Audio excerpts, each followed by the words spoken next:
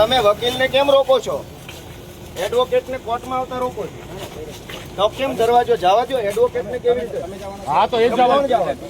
એડવોકેટને કેમ રોકો છો? તમારી પાસે શું સત્તા છે વકીલને રોકો? તમે આખી કોર્ટને આવી રીતે એન્ટ્રી બંધ કરી દો એટલે તમે કોણ છો નક્કી કરવા વાળા કે હું કોનો વકીલ છું? તમે કોણ છો નક્કી કરવા વાળા? હું કોનો વકીલ છું તમે કોણ?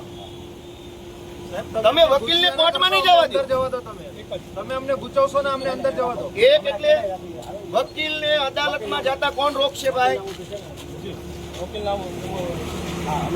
એટલે તમે નક્કી કરશો કયો વકીલ અદાલતમાં જશે?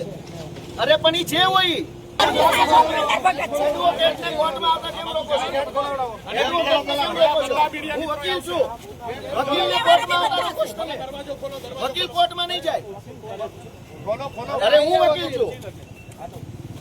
એડવોકેટને કોર્ટમાં આવતા કેમ રોકો છો તમે? વકીલ કોણ છે કોણ નક્કી કરશે? કોણ નક્કી કરશે? ભાઈ ચાલો મીડિયા મિત્રો અદાલતની અંદર આવતા વકીલને અદાલતમાં જતા રોકો છો તમે? કોર્ટ બંધમાં લઈ લીધી લાગે સરકારે. એવો કયો કાયદો છે કે અદાલતમાં જવા માટે વકીલે પરમિશન લેવાની?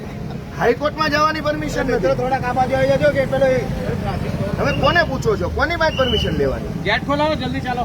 ગઢવી